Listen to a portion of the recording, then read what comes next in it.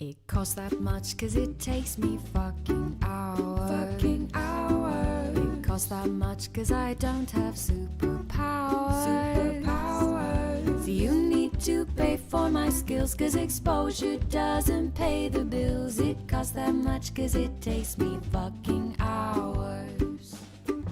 You need to pay for my skills cause exposure doesn't pay the bills. It costs that much cause it takes me fucking hours.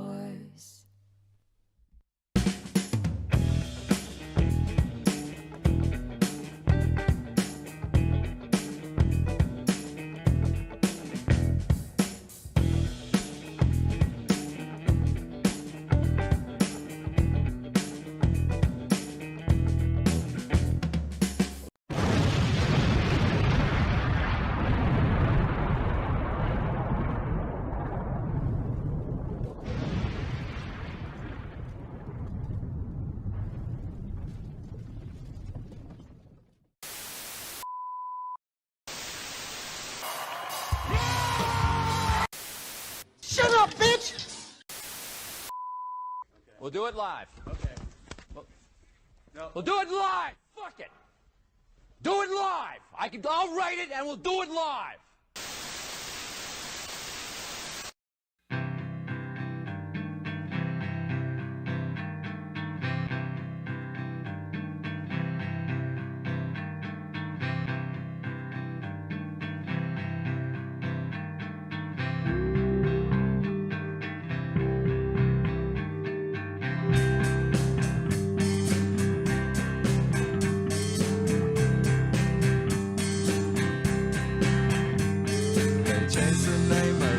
School and all James was can say is ooh, a piece of candy, ooh, a piece of candy, ooh, a piece of candy, ooh, a piece of candy.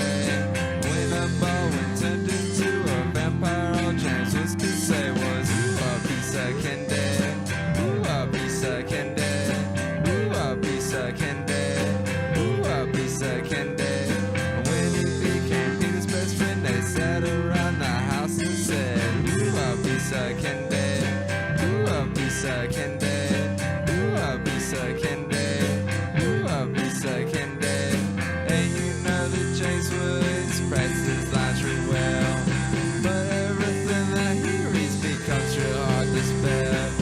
Everyone tries to help him, but the words just won't come out. There's only one thing he can think of, and it's what comes out his mouth. Ooh, a piece of candy, ooh, a piece of candy, ooh, a piece of candy, ooh, a piece of candy.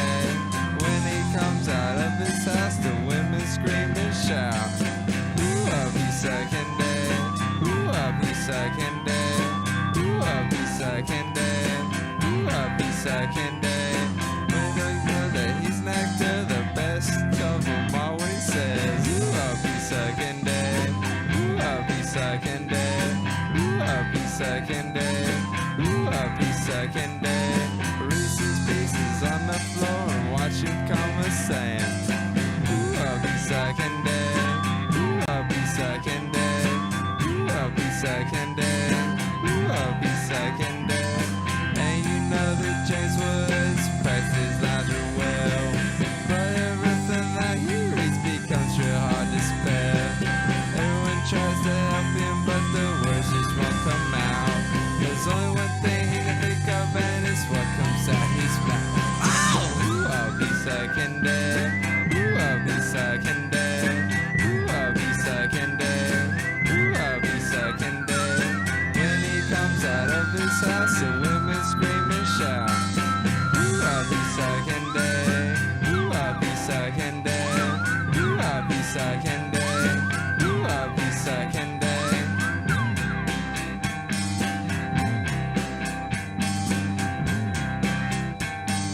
Ooh, a piece of candy.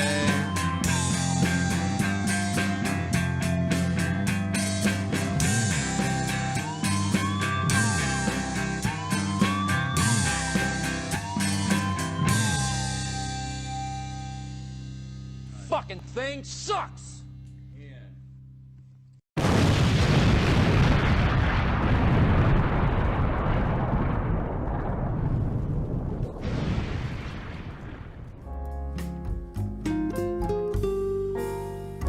Hello, everybody. What's all this daylight? Not like this daylight. I am not a day walker, but I play one on TV. What's going on, everybody? Uncle Warren here. If you are new to these parts, please, we abuse this old man because we like it, but we do it because we want you to like, share, and subscribe to the channel. We're broadcasting on YouTube, Rockfin, and Twitch right now. You'll be able to see this later on Rumble as well. I don't want to waste any time. I want to get to today's guest. He is the host of the Last American Vagabond, and you can see him usually on Tuesdays with those rowdy nuts on AM Wake Up. Let me bring in Ryan Cristián here. Hello, good sir. Welcome to the Fun House. Uh-oh, I think you're muted. Forgot about a classic mistake. Thanks for having me on. How are you? No, that's fine. Usually people want me muted on this show, so it's it's like kind of a reversal of fortune there. I'm doing well. Like I said, this is nice to have a little early bird special like this. So I'm glad you were able to come on. You and I had talked previously. When I asked you to come on, I noticed that you were a musician as well, and we're going to get into that later. But what I wanted to talk to you about first was how you got into this space. You know, what drove you to do your shows, and if music was involved too. Did that help kind of, I don't know, inspire you to want to speak out about all these important topics that we have? I mean, how did it start? Well, the music angle, I've been playing music or been artistic in a lot of ways, where the writing and then led into music my whole life for the most part. But and I do think that, like, people that might not realize, I pretty much, my SoundCloud is the only place I have the music today, but I plan on fleshing it out quite a bit more. But a lot of the songs that people like the most, Money Game, which is kind of talking about the illusion, the government control and all this different stuff, and then there's one that's about like revolution specifically and the change of our understanding, how we're kind of raised to think we want a house and kids and a white picket fence. And the interesting thing is, I wrote those a very long time ago. And it's like, I mean, at this point, one of them was, at least the first part of it was almost like 8 years ago. And so it's interesting how relevant they are today with what's going on, And so my point in saying that is that I've always been that kind of a mindset, where I'm very skeptical. I think that just comes from the way I was raised. My mother specifically was always kind of like, here's what they say, but you think for yourself, like even as a kid, And so it kind of grew from there. And that mindset, I was a contrarian probably my whole life for the most part, very, I'm an Aries for those that know, very, strong-minded. The work in the website and the Last American Vagabond came around when I'm a chef. That's what I've done my whole life for the most part. I went to the Culinary Institute of America, Napa Valley, and been running, ran some pretty high-end kitchens. I was a executive chef, was also general manager at different times, and been kind of just was bumping around. And I love cooking. It's what I was always very passionate about, very artistic side of it. But at a point there, when I was traveling with my friend around the country in between these jobs, is where this began. And he started a random blog, and just for some reason I just was like, I want to do that, and I started this random little small thing, and the name Last American Vagabond came to mind, and that's where it kind of began. No idea what it was going to become, and just was really focused on cannabis law reform and the illusion around that. And that even in itself, as most people know, is a much bigger topic than just cannabis, right? It's much more important politically, and it just blossomed from there. Long story short is it just blew up, in a really short period of time, started getting a lot of attention and a lot of, I shouldn't say that. For the first probably 5 years, it was just a small little thing on the corner, but eventually it started gaining momentum, and writers came in, and it really expanded. And I think that it was because of my earlier kind of willingness to question things that others were, considered off the table, whatever that may be, whether vaccines can hurt you, or whether, GMOs are dangerous, or whether cannabis is not deadly. These things are like these classic ideas. And I was just willing to go, well, maybe they're not that necessarily like they're flying and this and that, but I was willing to ask these questions. And to be honest, I think it's come around these days to where, I have to temper myself, because I am like very quick to be like, they're probably lying, because I think historically that's not an inaccurate thing to point out, right? We can see, just COVID-19 alone. Almost every single angle of their narrative has been shown to be at least somehow a lie or just at least misrepresented. And so it's hard because we are quick to be like, that's a lie, that's a hoax, that's a fake, or whatever. But I need to temper myself today. I think we all should, because it's dangerous to be falling into that trap as well. But anyway, I can go on forever. I think it really is building in a very interesting way. And I think a lot more people are entering the scene, and I'm happy to see that. Yeah, you can't blame people these days. I mean, we have been lied to so many times, and in such a concentrated amount of time too, particularly within the last few years. I mean, we were being fed bullshit sandwiches for a long time before that.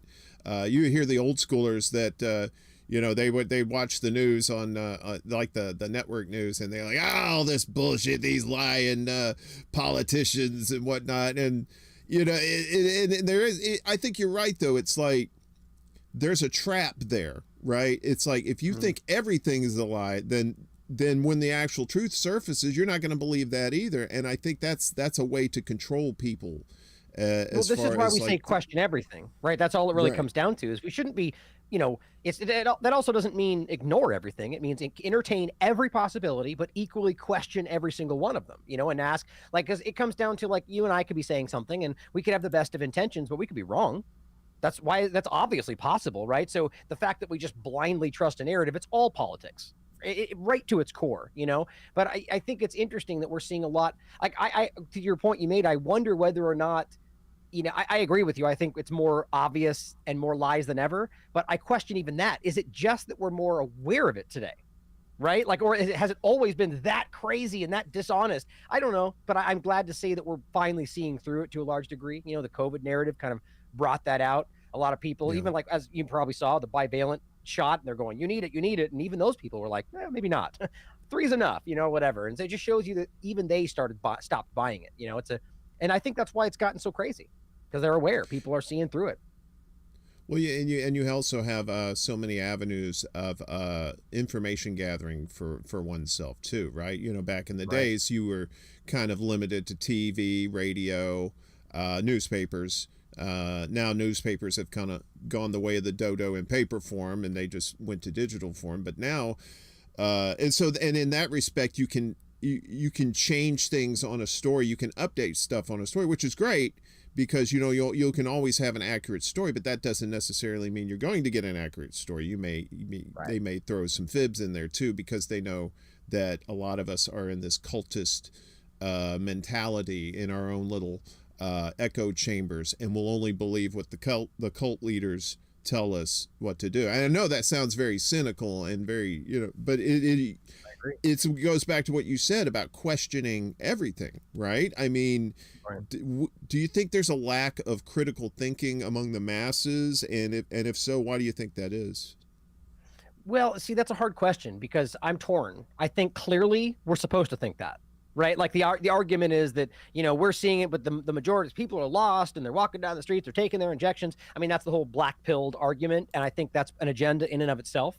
And even if it is right, why lean into the idea that, well, we're losing, we're never going to win? Like there's an agenda there, but I do think that the question being whether we're lacking critical thinking, I think some people are, and I think it's been engineered. I think we can see our schooling system that's designed, like literally from its inception, a Prussian with a P, Prussian-based school system is what it was designed around. It's meant to produce obedient workers, to make it very simple. And that's a really easy thing to look up.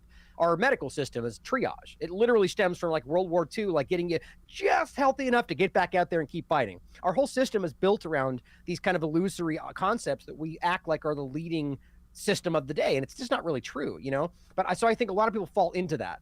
And I think that what we get presented from the corporate media is really the only place we have to look for a majority, right? How else do we really know what the majority might think? So we're being misrepresented. I mean, ask yourself this. If we have gotten to a point where the majority is very clearly no longer on their side, do you think they're going to tell us that? No, they're going to lie through their teeth as long as possible and squeeze and hopefully sway you back to the other side.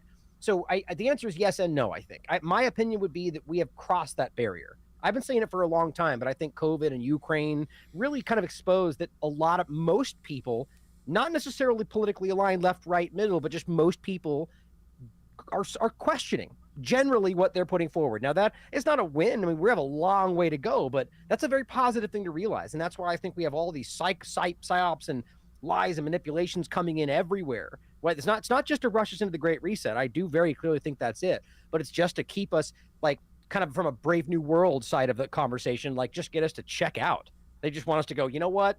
I'm tired of this. I don't know who to trust. I'm just going to go watch TV, eat my McDonald's, go to Walmart. You know, that's what they want from us. Yeah.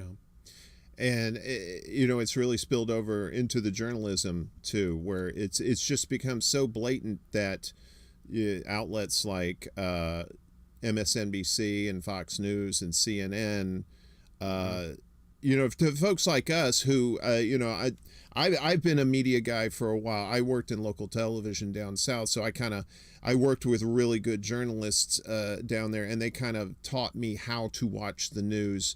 And what is news and what is just propaganda and what is just, you know, just fluff. But when I see just the blatant just dishonesty that is just going unchecked, except for folks in this space, you know, in the independent media space.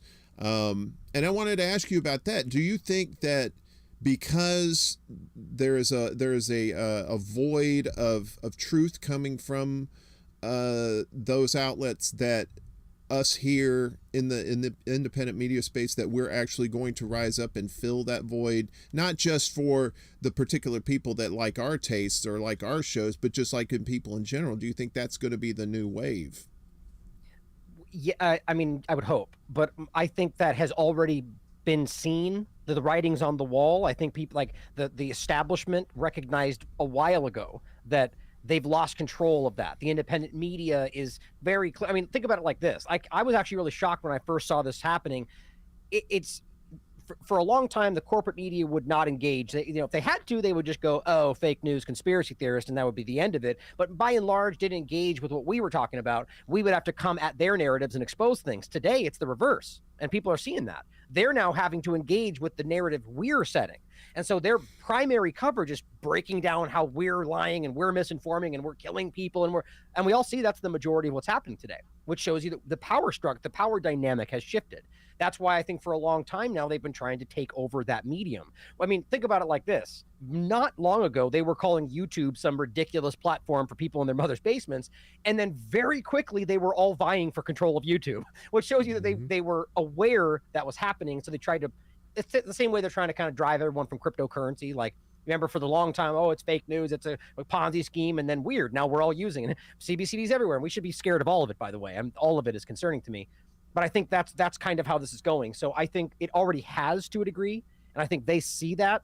So people like, you know, there's large independent platforms out there that for a long time now have gotten more reach and more viewership than the largest platforms out there in the corporate media. And that scares them, right? So I think what we need to do right now is just be very, very careful, you know, one, about manipulators, which I guarantee I'm not going to name names of people that are in the field that I'm convinced are not honest for one reason or another, whether they know it or not, are compromised. But then also just, you know, us falling into traps. That's a real concern for me right now, where we'll, you know, like for instance, the transgender conversation. I watch my coverage on it if you want to know my stance. I'm very concerned about, you know, like what's happening in like the sports, and, you know, my idea being that there is a man and a woman. I believe that very strongly. And that on top of that, though, I also believe people have a right to do what they want with their own bodies. Right. And so, but the problem is, all that being said, nuance, of course, is where we should be, that I see it happening in a way that's pitting people against each other that would otherwise be on the same side. Right. Like I was kind of blown away when I saw the right come out and essentially begin attacking the Second Amendment. Right? Whether we're talking about, you know, an important and valid conversation, a mental illness, and where that line might be for somebody who, you know, might be literally like we see the guy who's literally on the side of the street, you know, anyway, just a literal insane person. We might have an argument about why, well, that's obviously not safe. And people can have their opinions on that. But it came out to where they were saying any trans person should suddenly no longer be able to have a gun. Not everybody on the right, but a lot of these high level people. And I just think, like, how do you not see the scam in that? You know, like all of a sudden it just, I mean, I can go on forever. There's a lot of examples, but that's where I see this happening. And I think we're watching this shift where they're trying to undermine the entire, you know, foundation of independent media while they rebuild themselves as the new independent media. So it's quite alarming. Well, I mean, speaking of journalism, I wanted to shout this out too. You know, Misty Winston, right? Comrade Misty. Yes, of course. She's got her and her folks are doing the this rally tomorrow in Washington D.C. The 4-year anniversary of yes, if you can go, if you're there, it's going to be nice weather too, 60 degrees I've heard too, and sunny. Yeah, I unfortunately can't make it to DC, but I think everybody should support this. I think she's doing good work here, and I think it's this doesn't get enough attention. Assange in general, it's mind blowing. Yeah, I mean, so let's talk about Assange for a second. So do you think he's ever going to get out of Belmarsh? I mean, legitimately. I mean, what do you think the future holds for him? That's a hard question. I think yes. I sadly don't think it's going to be a positive. I think that, I mean, there's a lot of conversation that people still to this day, which rightly so. I don't think we can prove one way or the other that questioning, which we should be, whether this is all psyop, whether he's an agent and blah, blah, blah. And I don't think that. I think it's very clear what's really going on. But we should be able to ask those questions, and it shouldn't be contentious. But what's interesting is I've gotten to this point now, and I think this is where we all should be, that it matters, of course, but it doesn't really matter to the end game, right? Let's just pretend that he's an agent and this is all a big psyop. They're still using that to take away our rights or to undermine, free press. And so we should be focusing on that and that concept. And so my personal opinion is whether or not, and again, I think he's a person being persecuted for showing us the truth, that I don't see it being a positive end. I don't see how they can end this. Basically, I look at Assange still being in that position with the way that Afghanistan went, or Vietnam, where it's this concept where they're like desperately, they don't want to be the one. I'm going to keep tossing the football away. I don't want to be the one to have to say we did or didn't do something right. And so it just ends up just continuing for decades. And, like my point is, for those who don't know, Vietnam, it was the Pentagon Papers, or rather which one, I'm confusing one of that's correct, right? There was the other one for Afghanistan that's a similar name. But the point being that they came out and basically revealed that they knew year after year that we weren't going to win, that it was ongoing, and they let people continue to die. So I think with Assange, they're desperate not to be accountable. And I hope that it ends up where he gets it released, however that goes forward. But I'm really concerned this ends up being something a bit more serious. Like, we know that the United States, like the UK moving into the United States, which is arguably what seems to be the process, that they're violating their own laws by doing that, because they know the US at least could put them to death. And that's still on the table despite their comments. That's completely undermines their legal standing. But, I'm worried that's what's going to happen, that he'll end up being put in jail, maybe sentenced to something, and then ends up, Epstein didn't kill himself, something like that. That's what I'm really concerned about. Yeah, because he's even in jail, he's still a threat, because he's considered a martyr to those who are still actually practicing journalism, and to those who actually appreciate the journalistic efforts, like you and Whitney Webb and others in this space that have been doing. So here's another thought really quickly, by the way. Just think of it like this, that one way I looked at this a while ago, but it seems to have tapered off, maybe because everything's out of control. But I thought early on that might have been the process to try to keep him in there until they can muddy the waters enough. Remember all the stories about, what was it, how dirty he was, or this and that, all these ridiculous stories they were trying to push to make him look like a bad person, a disgusting person. All of it was BS, right? And the idea being, maybe they can change our perception of him, and then we don't have to worry about it anymore. Like, that's one other thought I had a while ago, but who knows where we are now. Yeah, it's and they're going to use him as a pawn, as I think they're using him as a cautionary tale too, for people who might want to do similar, be as brave as he has, because he has cracked like the biggest stories definitely of my lifetime, and I'm no spring chicken, so there is power in that too. And I don't think the establishment, I don't think the powers that be saw that coming, and when it did happen, that had to be all hands on deck, so they got him out of the way. And I think that's, to a certain extent, that's why you see the mainstream media in part the way that they are, that obviously that they have to they have to adhere to the orders from above, and we all know the people above that run the mainstream media. But at the same time, I think it's almost like the police, right? So they say that some cops will go in saying, you know what, I'm going to be a good cop, I'm going to change the system. Or maybe like somebody who's like a representative or something, like, I'm going to get elected, I'm going to go in there and I'm going to change the system. And then they get the bejesus scared out of them by the system that says, know your place, this is how things roll. And I think that's how it is in mainstream media too. I think they do kind of. I think I would agree with that. I think it's most definitely if you're somebody who maybe squeaked through, because I don't think they let those people through the door, right? But maybe you make it through somehow because they don't see it in you, and then you start doing the wrong thing. Then I agree. I think there's a lot of different ways they can subtly and very clearly, shock you away from it. But I was talking with Kim Iverson today, and I think the interesting conversation, because she left the Hill, and there's this the conversation about how that worked, is that there's a more than one is the manufacturing consent concept, right? Where they don't let you have the position if you don't already have a certain beliefs or know how you're supposed to act. But then your point, like with Assange or even her, the idea is that that's the message. They don't say it out loud, but it's like, okay, if you go afoul of what we want, we're going to kick you out. You'll lose all of your standing and so on. But she made an excellent point. It's also about access. And we forget about this. And this is because media is a business today. It started as a public service. Now it's a business. And that means they have profit and shareholders and so on. And they have to drive at that as the ultimate goal.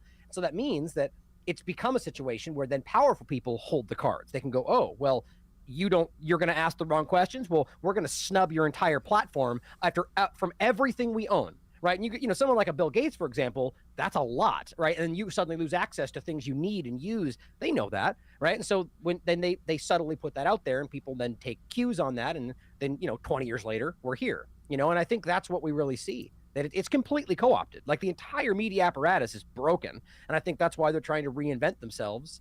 I mean, even during Trump's election, I remember Fox News was trying to call itself an independent media platform. It's like they were trying early to do that, and it's like, come on, guys, we see that you're a left and a right. Yeah, it's hilarious. Yeah, and they're all both two sides of the same coin too. Everybody's exactly working for the same people. It's just like politicians. They're all getting the same donors and stuff like that. So, but and I unfortunately I'm starting to, like I said, I'm not going to name names either, but I'm starting to see that in the small space, in the independent space too, where people are worried about access to getting interviews and stuff like that. So they'll kind of do the fence riding and play it safe. And and to a certain extent, I guess I can understand, because some people have built these channels up that they claim to be either journalists or pundits, mostly pundits, and they don't want to risk losing all of that. I mean, if I was in their head, I would get that, but as overall, it's like, but the thing that's different here in this space is that, you say the wrong thing, you tell too much truth on the wrong channel, you get everything taken away, and then, you're back to square one. And I think that's how they infiltrate this space and, silence the people in this situation. Well, what's interesting is, I'm not going to begrudge somebody for running a business. Like if that's what you're here to do, and your objective is to make the most money possible, I'm not going to begrudge that. I mean, that's your prerogative, but make that the on the surface and sentiment, right? I'm not doing this to spread the truth. Maybe that's a byproduct. Maybe we'll get some truth out, but my goal is to grow and be profitable, right? I'm not the good on you. Be honest about it, but that's not what's really happening. And we see that. You got a lot of people whose primary motive is exactly what you said, and they kind of dance that line. And, again, it's people do what they want, but we need to realize that that's an easy way to be controlled. And then for them to like almost lie to themselves that I'm not being led or driven in certain directions. I'm doing what I want, but they clearly know that there's things they just kind of omit or don't do, and that is then being influenced and driven by people who financially drive what they're doing. I mean, it's the same thing we were just mentioning. Is that you're not overtly going, you can't do this and you can't do that, but it's like Pavlov's dog kind of conversation, right? You're being buzzed away. Okay, I know now what I'm not supposed to do, and if you have people that do it, suddenly don't get all the offers, and suddenly they're not. And this is how this works. Everyone's beginning to see this, though, which is positive, at least in my opinion. I feel like a lot of people are seeing it. Yeah, it's slow but sure. I'm starting to see more and more people coming around, and a lot of people don't really know the history of why we got into the situation with the media itself. A lot of people still don't know about the Telecommunication Act of 1996. Where all these you had multiple media outlets. Yeah, was there lying still going on? Sure, but it was very hard to get away with it back then, whereas now it just seems like it's just so easy to do. And it's really frustrating when, especially like I said, I was an old news producer back in the day, and it really hurts me to see that happening, because I was one of these kids that I would watch the where I lived in the South. It was the 6 o'clock news, and we watched the local news, and we watched the national news, and it usually, this is like way back. We're talking like Frank Reynolds, Peter Jennings, way back in the day kind of stuff, And and a lot of things that the kids don't know these days too is that back in the days, if you had commentary on your networks or on your shows, you had to say, this is commentary. Like out on the local stations, you'd have like the GM or something to come on at the end of the program, and you'd see commentary, and he'd give his take on something like that. Nowadays, you got the fucking CIA working for MSNBC and shit working on there now. And it's just that, these are experts, and people are confusing opinion with fact. And it's like, how do we help people disseminate between the two? That's an interesting point you raise. That, I mean, so on the surface, the point that, so you're basically conflating experts, or rather making the argument that if they're experts, their opinion is not commentary. It's rather they're experts, so therefore it is fact. That's a dangerous try, and we see how that's played out, right? That happened with COVID-19, where all these experts would come in, and yeah, they have the credentials, but they would say the thing that they're supposed to say, and then anybody, whether read or credentialed or not, that said something else was just kicked out of the expert circle. So I mean, it's just such an obvious game, But that's a really interesting dynamic, and I do think a lot has changed, right? Is that whether it's the 1996 Act or the concept, I argue it comes down to when they began to be, the moment it switched away from being the, hour a night public service that was you paid for with your tax dollars, which had no, at least so the story goes, no political drivings. It was more just about trying to find the truth and the executing, reporting what the local news was, and then become a business. And so the moment there's a profit motive, that's what, I mean, everything we can see, the moment you monetized prisons, what happened? You know what I mean? Like, you can see how that drives these things. Money's the root of all evil kind of concept. But yeah, I think that we're at a point now where it's just, they've just pulled the mask off. Like, I mean, not long ago, they even still tried to argue that, no, it's fair and balanced. We're not left or right. We're just telling you the truth. And then they're just like, screw it. we're left. You're right. Let's keep going. It's like, they don't even comment really on that.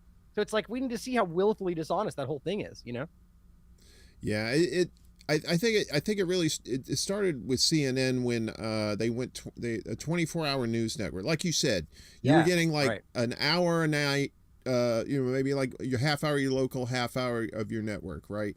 And that's what you got. That's what you got for that. Maybe a morning news, that kind of thing, but that was usually local. Then I think like Good Morning America and these morning shows came along. So there was this commitment to filling 24 hours. Because initially they would just repeat. It was like headline news. They would do 30 minutes, and then they repeat, and then finally we got to fill this time. Let's bring in some experts. And this was like, it really hit its apex like around the Gulf War. Well, the war in Iraq, when they started bringing the generals on. Remember that? We're bringing General so-and-so on to talk about this. And people were taking, it was the military. They're not going to lie to us, right? So, of course, he's an expert. Of course, he's telling you the truth, when the reality is he's putting some spin on it. And that was the beginning of the snowball to where people just started getting into their own camps.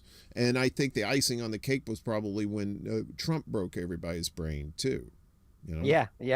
Well, to your point, though, that's a really important dynamic. And obviously, just the main point is that they went to 24-hour news cycle because you get more advertising opportunity. That's the reality of that situation. Like, there's more room to sell. You make more money. But then, of course, the point is, well, now we have to fill that with news. Now, I mean, clearly you could argue, especially today, that there's enough news in the world. It's pretty much an endless cycle of, but then is that because there was that, or because the 24-hour news cycle demanded news to be filled? And so now suddenly you have more, like, I think it's both, but I do think that they were incentivized to hype more and to, do the kind of clutching the pearls type news to get you invested. The personal stories about, like today, somebody gets shot and it's a terrible reality. And, again, conversations of whether things are fake or not aside, that, somebody got shot, that's sad. And, we should talk about it and then it should be over.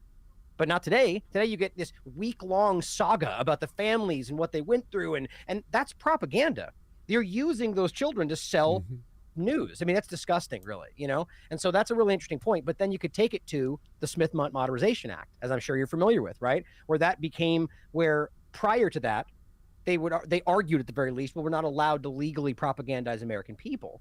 And even though they still did, and we know that, but then they said, well, we're going to modernize this act. And all they really did was change it and remove it entirely. So they just said, legally, we can lie to you via the news and elsewhere if we say national security.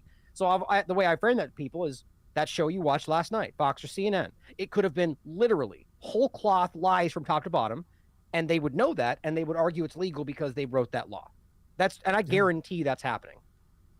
Or they'll say it's entertainment, like it was at the lawsuit, and they found out that Sean Hannity and Maddow, Tucker too, that we're entertainers, we're not news, we're entertainers. But people don't still. You tell that to their face, they still don't believe it. They're just like, no, that's just some legal mumbo jumbo. They're telling truth. They're telling us the truth, and it's like, no, they're not. They're not. Well, telling you it the brings truth. up another very important point, though, and this is the shift between, so basically, people would argue that, well, no, he just said that because that's his way to get out of being, going to jail or being accountable, whatever, right? So that's because we all know how the system works. It's broken to where they advise you to take deals and law. I mean, it's not a real process anymore. And so it's an interesting shift, though, because what it comes down to is a narrative, right? Same thing with today is that they go, oh, like, let's say we're going, well, the vaccine's killing people and we can prove it. Here's all the peer-reviewed science. And they just go, no, because here's what I was told to say about that. Right. So no, because that person's been debunked and here's what that science is and that, and it's all wrong, but they just blindly lean into a narrative. So the Tucker and all the rest of them, they come out and they say, no, here's what really happened. Whether it's real or not, people just want it. They grab it and they go along with it, And so where that shifted, I don't know, but I think we all see that right now. It's a dangerous thing where we play team sport politics and we're willing to just kind of grab onto what they tell us we're supposed to say in response instead of engaging in a conversation anymore. Now, Bill Gates has said that, speaking of the jab and the COVID and all that good stuff, that he said months ago that we're in for another pandemic type situation that's going to be much worse than this. I mean, what do you see us?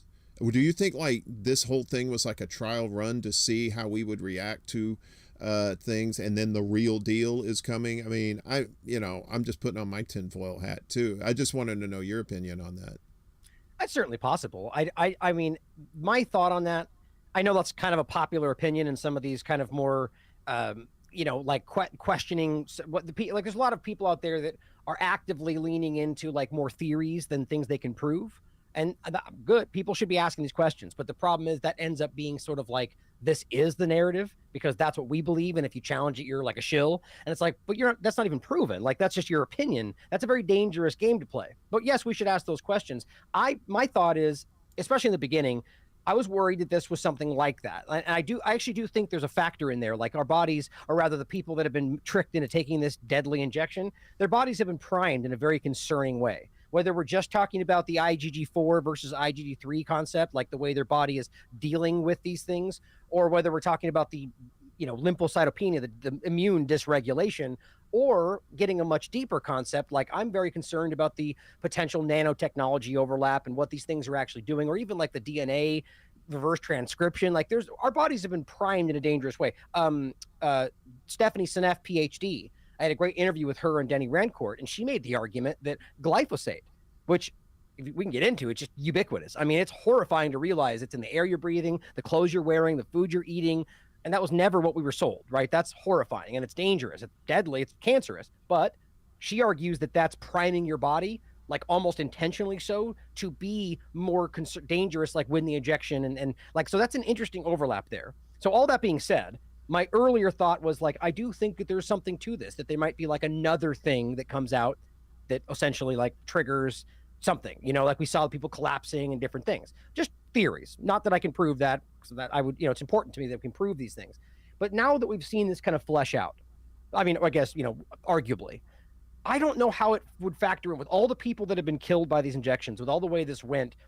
It's still possible that there's another thing coming, like that was phase 2. But to me, it seems like this was an agenda that was executed rapidly for some reason. I think it's because people are seeing through a lot today, and it got screwed up because of the work of independent media. Like, we need to take a win where we have one, instead of pushing that further down and going, it's because we're missing the next one, and which is possible. But the win we can see, the independent media broke these narratives, like literally broke them apart, and people are rising up. More independent doctors are coming up and saying they can see it too, because we've given them courage to stand up, But all said and done, like Bill Gates and Fauci and the rest of them coming out and saying another pandemic, it could mean that they're going, wink, wink, we're predicting the thing that next happens, like we clearly saw happen before COVID. But I often pointed out, they've done that for years, over and over and over, because the argument being their belief, assuming there's not more behind it, is that there are always more pandemics coming. I don't believe that. I believe there's more manipulation around all of this, but the argument is made that was some like a secret. They're insinuating that we know we're planning one, and I don't know if I believe that. Certainly possible. I think it's more just about priming us to be on the guard for whatever they execute next, which is much more simple. It's like, if they release something, then sure, they seem like the experts because we told you something was coming. But for people paying attention, it begins to feel more engineered than just being experts predicting what's happening, But I guess my main point is, I don't think anybody knows for sure. So it's hard to engage with that. But I'm worried that whether it becomes climate change, carbon tax kind of direction, or another, Marburg or bird flu, these things are rising up in the conversations, that whether they're real or not, they already have the infrastructure. We see it. They can just execute the next plan. But I get to last point, I guess I get why people are concerned about that, because I don't think people would buy it again. I think they would, if they maximize fear, just like with COVID, we see that people are already still, like, even now, even the ones that took the injections are like, I don't know anymore, right? So I do worry that it would be something that might be used, something actually hurting people even more, because they realize they're almost caught at this point, like potentially on the level of going to jail. So they're desperate. That'd be my opinion, so I'm concerned about it. But I hope that we can all just make sure we don't, too many people I think are jumping into conclusions without evidence because they want that to be the case. And I just caution against that, but consider them, Yeah, and I'm glad there's people out there like you who are like saying, hey, look, let's let's temper this, we need to, let's get the facts, and that's the thing. It's like people are so running on emotion, and you can't really blame them either. I mean, we have really been through an emotional roller coaster over the last few years. Like I said, we had with Trump and Russiagate, and with COVID, and now with the war with Russia and Ukraine, and people are just emotionally being twisted into knots and frankly being manipulated. I think, like I said, I think that's by design too. I agree. But speaking of like Ukraine and Russia, where do you see that going? I mean, it looks like that Russia is going to win in Russia, right? I mean, in Ukraine. So it looks that way. I mean, looks can be deceiving, obviously, and I'm with you. Let's wait for the facts for that to come in too. But if that's the case, where do you see, what does the future of our country look like? I mean, how's this going to affect the United States? And you have BRICS, and you have the Europe now who's starting to get pissed off at America too. I mean, what do you think how all that is going to play out? Well, it's interesting. You could, one of two ways you could look at this. Well, I mean, assuming that, first of all, let me talk about the interesting overlap there with COVID-19 and what the point we just talked about. I've been talking about this for a long time, and I'm very concerned about this overlap between we've talked about the biolabs in Ukraine. We've talked about a lot of these overlaps in regard to the biosecurity state with Ukraine.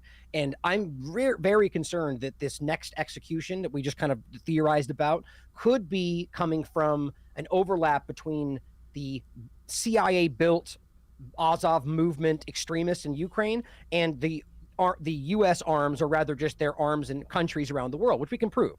FBI's documentation, CIA documentation, it's all verifiable. I've written about it, done shows about it. And you can prove that, for instance, the Rise Above movement, which was the tiki torch carrying, the impetus for the whole MAGA white supremacy discussion in Charlottesville. We all remember that. That group is verifiably the U.S. arm of the Azov movement in Ukraine.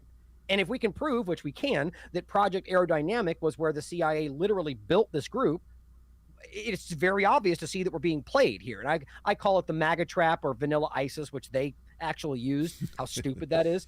And so my point is that I think that has been an overlap the whole time. They may be asking what the overlap with COVID. I believe that this whole thing was designed. Whitney and I have had a lot of great discussions about this, that this is ultimately designed to tie all this together. Because what would happen if suddenly you have what they say is a MAGA white supremacist lone shooter domestic terrorist who then executes a bio attack, who then they blame on Russia? Because they're arguing, they have been trying to argue, that the Nazis in Ukraine are in fact because of Russia. And we've broken that apart. Like, that is completely fallen on its face, but they still keep trying. There's people even coming out now saying, oh, okay, the Azov movement and all the Nazis are actually being connected to Russia. It's complete fabrication. But so if they do that, you can see how all of this suddenly ties together, and you've got this foreign policy national security state that overlaps with the biosecurity state and controlling you. It's a concerning reality. And there's documentation that I think proves that that's a theorized direction. Now, the other part would be what you asked about just the war, right? And that's an interesting question. You know, if Russia and Ukraine, if let's just say Russia wins, whatever that means, my personal opinion would be that that means that they controlled the Donbass region, Crimea, and essentially neutralize the fascist, neo-Nazi, and Nazi threat in Ukraine, not necessarily take over all of Ukraine. I'm pretty sure that's never been what Russia wanted, but I can't know that for sure. That would ultimately mean the end. And what would happen would be that the U.S. government and probably Israel and in a lot of Europe would stand up, and well, Europe part might change. It's fluctuating right now, and like you just said, in a lot of ways, but that would become Russia is a terrorist. They're murdering people in Ukraine because they lost. Same with what they're doing in Syria. They're literally stopping Syria from being able to rebuild. That's the people they're hurting because they want Assad out. So they're not caring about the people of Syria. It's the same game.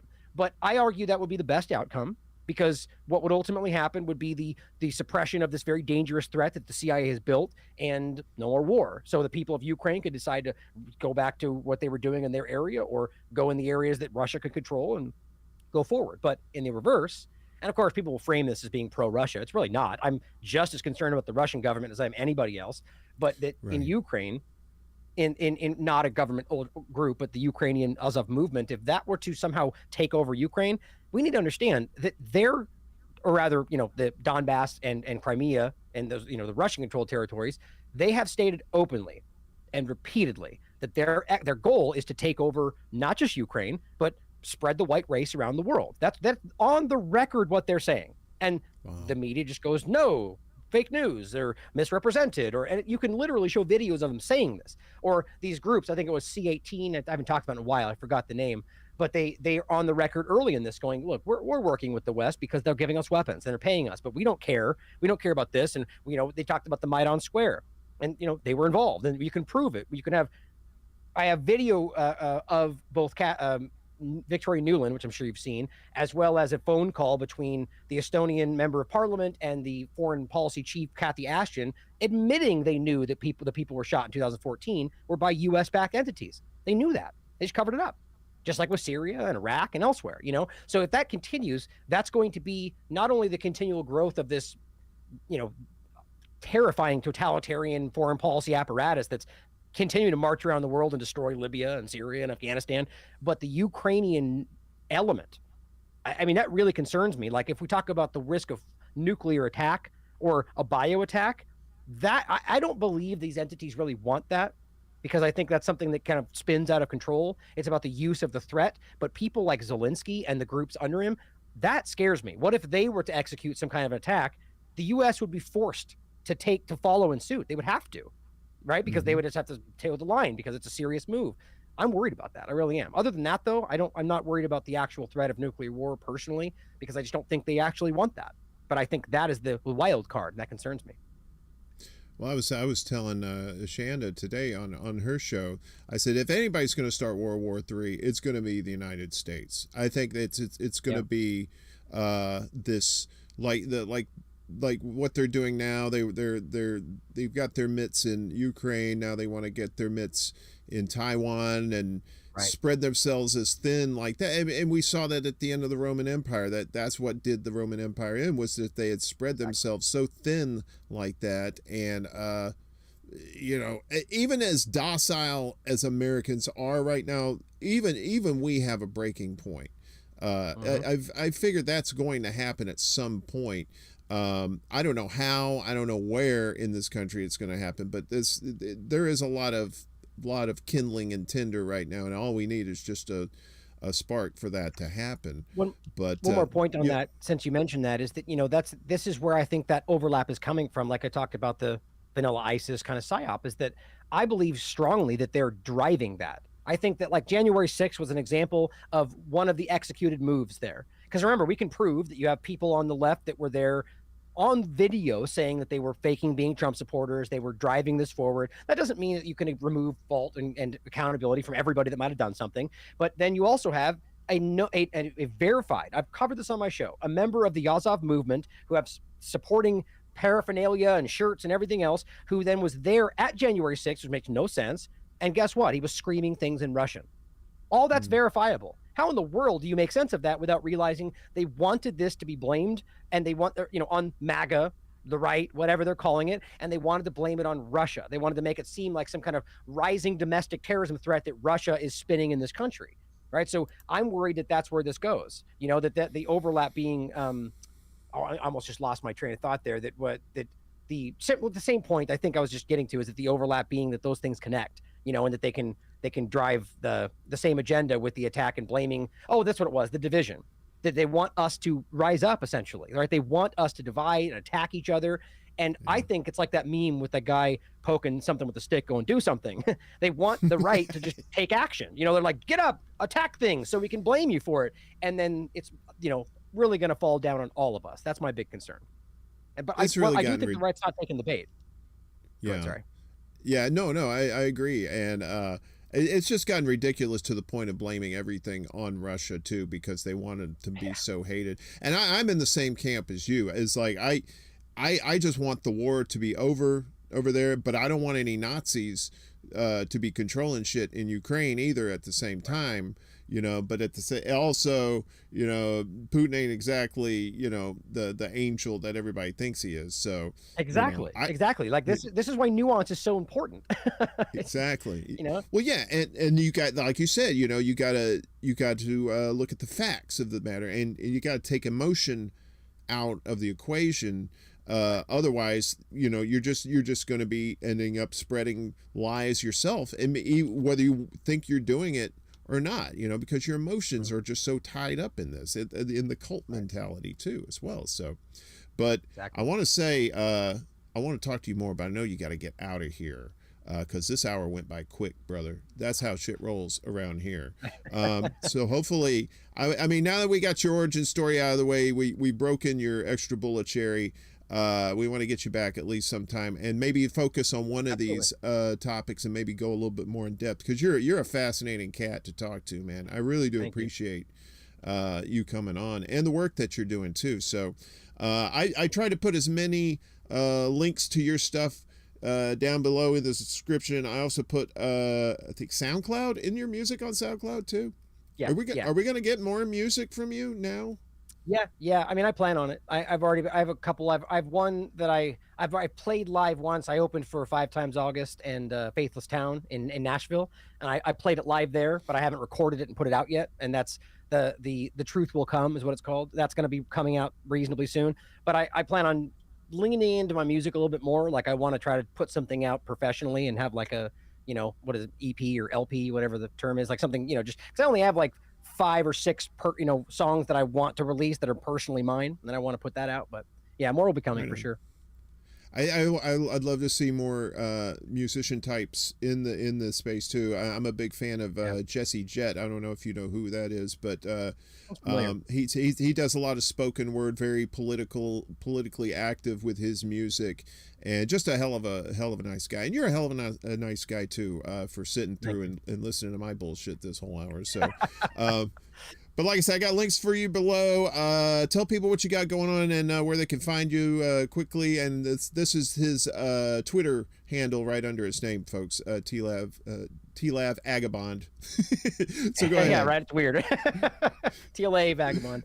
Yeah, but the best place is always the website. Just www.thelasamericanvagabond.com, and that's where the hub essentially. And I always argue to those new to mine or anybody's platform.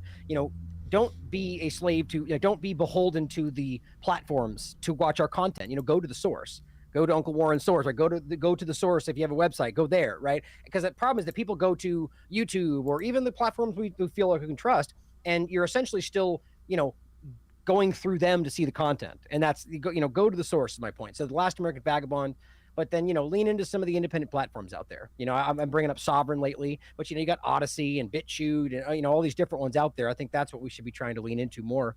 Coming up, I'm going to be releasing my interview with Kim Iverson probably today, if not tomorrow. And we've got some, always got good things on the horizon. I know that Taylor's working on another interview coming out soon. Whitney's had an article she's been working on for TLAB for a while, but she's super busy, so that I'm sure that'll come out at some point. And then Derek's always, knocking them out of the park left and right. And then Robert's going to be coming out with something today, I think, about what's going on in Israel and, occupied Palestine and what's really going on there. But just, keep it tuned, man, because I do a show. I try to 4 or 5 times a week. Are you going to be on AM Wake Up tomorrow? Is it TLAB Tuesday? Oh, yeah. Tomorrow? Oh, yeah. TLAB Tuesday. I love it. That's one of my favorites. That's a great show. I'll look forward to see you on there, man. And thanks again for coming in and educating us. We're always looking to learn around here. So thanks again, brother. Thanks for having me. And I'm looking forward to joining you again. Let me know. Appreciate it. All right. That was great. Awesome. So I just want to shout out the chat here real quick. And we got Les Bones and We Need Critical Thinking and Kim and Jimmy and Anthony and Ed. Oh, a whole bunch of folks came out. March for Medicare for All. Of course, Shanda's here with the Trailer Park Pundit. Les Bones, one of our other producers, Go Start, Mad Crab. Whole bunch of folks here. I just want to remind everybody too, once again, tomorrow in Washington, D.C., April 11th from 4 to 6 p.m. Eastern, it is going to be a rally for Julian Assange, 4 years in Belmarsh Prison. That's going on at the Department of Justice on 10th and Pennsylvania Avenue. And our buddy Misty Winston has been trying to put this message out there, and we've been trying to help her out with it. So I want to thank Ryan. I want to thank everybody in the chat that came out for this. Thank you, Shanda, for having me on your show earlier today. I appreciate that. I'll be back again. We may have a show on Friday for the Secret Show because Friday the 14th is going to be the first anniversary of the Secret Show. So we'll have to see. That's a TBA. I'll let you know in advance. So anyway, have a great day. I usually say night, but the daywalkers are here. Take care of yourselves and wash your ass. Keep it clean. You never know when Bill Gates is going to try and make a vaccine out of it. I don't even know what that means. See ya. Yeah, I'm gonna